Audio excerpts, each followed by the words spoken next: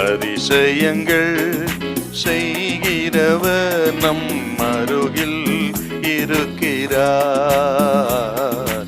அற்புதங்கள் செய்கிறவர் என்றும் நமக்குள் வசிக்கிறார். எரேமியா 33:3. என்னை நோக்கி கூப்பிடு, அப்பொழுது நான் உனக்கு உத்தரவு கொடுத்து நீ அறியாததும் உனக்கு எட்டாததுமான பெரிய காரியங்களை உனக்கு அறிவிப்பேன். அற்புதமான அழைப்பு. இது எப்படி ஒரு அற்புதமான அழைப்பு என்று சொல்ல முடியும் அப்படின்னா, எரேமியா இருந்த நிலை, எந்த நிலைமையில் அவர் இருந்தார், அந்த நிலைமையிலே ஜெபிக்கும்படியான ஒரு அழைப்பக்கத்தை கொடுக்கிறார் என்று தியானித்தால் மெய்யாகவே இது ஒரு அற்புதமான அழைப்பு தான். எந்த நிலைமையில் இருந்தாருங்க? சிதேக்கியா ராஜாவின் நாட்களிலே சிதேக்கியா ராஜாவால் சிறைபிடிக்கப்பட்டு சிறைச்சாலையின் முற்றத்தில் இருக்கிறாருங்க அவர். அப்படி சிறைச்சாலையின் முற்றத்தில் இருக்கும் பொழுதுதான், சிறையில் இருக்கும் பொழுதுதான் கர்த்தர் எரேமியாவோட பேசுறாருங்க. ஏன் எரேமியா சிறைக்கு போனார், என்ன காரணம், இதை நீங்க பார்க்கணும்னா எரேமியா 32ஆம் அதிகாரம் 2 முதல் 5 வசனமும் 21ஆம் அதிகாரம் 3 முதல் 7 வசனம், இதை நீங்க மனசுல வைக்கணும்.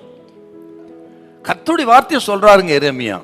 சிதேக்கியா ராஜாவே, நேபுகத்நேச்சார் வருவான், யூதாவை சிறைபிடிப்பான், நீயும் உன் பிள்ளைகளும் சிறைப்பட்டு போவீர்கள், இது நடக்கும், நீ எகிப்தை தேடாத, நீ நேபுகாத்நேச்சாரை எதிர்த்து நின்னாலும் உனக்கு காரியம் ஆகாது, மனம் திரும்பு என்று சிதேக்கியாவுக்கு சொன்ன அந்த செய்தி நிமித்தம் அதை ஏற்றுக்கொள்ள மனமில்லாத சிதேக்கியா எரேமியாவை பிடித்து சிறையிலே அடைத்து போட்டான். அதாங்க ரீசன். ஒருவன் தேவ மனிதனுடைய வாயை அடைத்து விடலாம், ஆனால் தேவனுடைய வாயை அடைக்க முடியுமா? தேவனுடைய வார்த்தையை தடுத்து நிறுத்தி அடைக்க முடியுமா? ஒரு காலம் முடியாது. சிதேக்கியா எரேமியா பிடித்து சிறையில் அடைத்து விட்டால் ஆண்ட வார்த்தை வராமல் போய்விடுமா?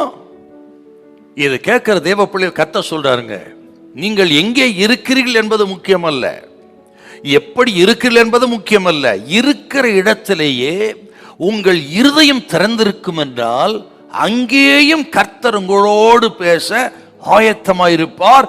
ஆகவே நீங்கள் எச்சரிக்கையா கவனமா இருக்கணும்.